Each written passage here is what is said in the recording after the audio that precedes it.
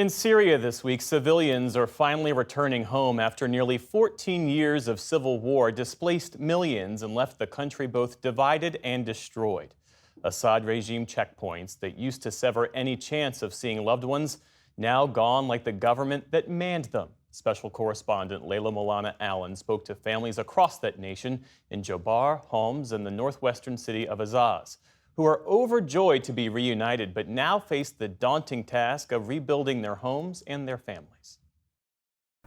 The desolate wreckage that once was home. Bittersweet memories rise from every dusty track newly carved through the rubble. As Syria's newfound freedom opens up roads long blocked to most, Syrians are crossing the country in their thousands to return to homes they fled under Assad's brutal bombardment that they thought they'd never see again. My memories of this area are so beautiful, full of flowers and jasmine. It was more like heaven than earth.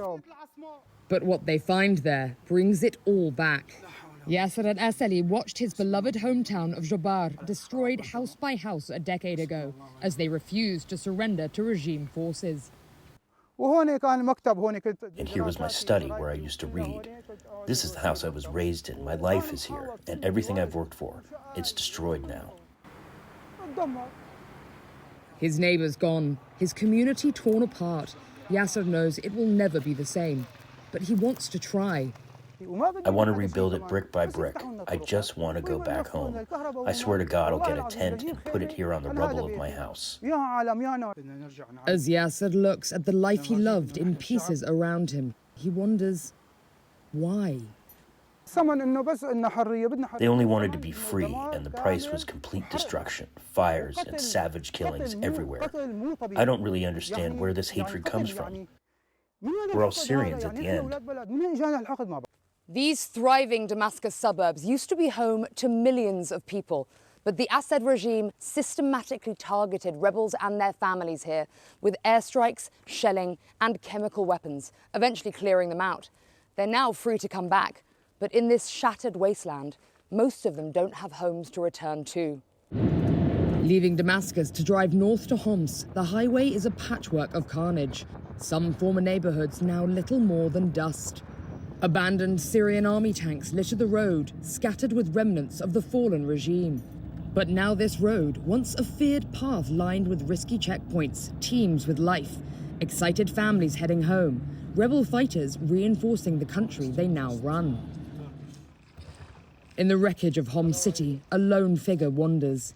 Muhammad is home after 12 long years. In this hollow shell where he was born and raised, he remembers how life gave way to fear and death at the hands of Assad's army. They used to kill whoever showed up in their path. I was even scared to send my children to the school, which was 65 feet away from the house. They used either airstrikes or snipers to hit us with no mercy at all. Staying home didn't keep them safe. 2 of Muhammad's children were killed by a barrel bomb in this house. He's overjoyed to be back, but how could he even begin to rebuild? When I came back home to my mother's house, I started crying. I remembered my childhood and school memories. Very few neighbors of mine are still alive. The rest are all gone. His family, though, is still here. Whispered conversations, kept short for fear of Syria's ever-present spy network, are all that has kept them connected through these years. I have relatives who I haven't spoken to for about 10 years. It was forbidden, and all the calls were tracked. They arrested you if you said anything. But now, they're at liberty to reminisce together on the good times and the bad. The children didn't understand what the sound was, and they were trembling on the ground with fear. You said they were going crazy from the fear. When the bombing started suddenly, the kids would start crying hysterically. I felt so helpless. I wanted to protect them, but there was nothing I could do, so we'd cry with them. Muhammad's sister-in-law Arwa came back to Homs after the initial bombardment, unable to afford life elsewhere. With 3 young children to raise, life under regime control and sanctions has been tough. So the snipers, the army snipers, used to stay on this roof. And they would shoot at civilians in the streets. Yeah, there and there. Life was very hard. You couldn't move freely and everything was so expensive. I have a little girl and we had to spend days searching for milk and diapers. She can hardly believe how much has changed in just a couple of weeks. The whole extended family reunited under one roof. We're so happy. We couldn't believe it. When they arrived, we didn't even dare to come out to the balcony. We were asking, is our country really free now? Oh, so you can really see the damage on everything. Arwa and her family rent a small apartment in the middle of a devastated street. There's nowhere else for you to live. But for many families who fled further north to rebel-held areas, even a house amidst the ruins is a distant dream. Surviving this war in tents dotted across northwest Syria has been the reality. We first met Ali and 7-year-old Mohammed in the southern Turkish city of Gaziantep, struggling through a years-long wait for essential surgery unavailable in rebel-held northwest Syria. Separated from his mother and siblings for years as they remained behind penniless in this displacement camp, Mohammed was lonely and miserable. But now there's no need to be far from home. Mohammed was so happy Syria was free.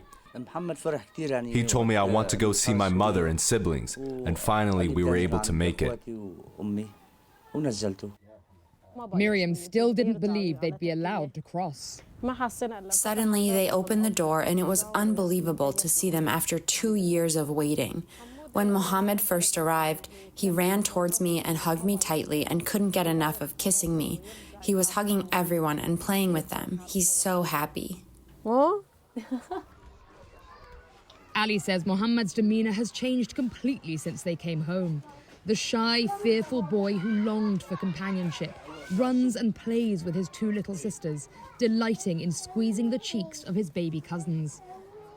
Mohammed still has 10 more difficult surgeries ahead of him.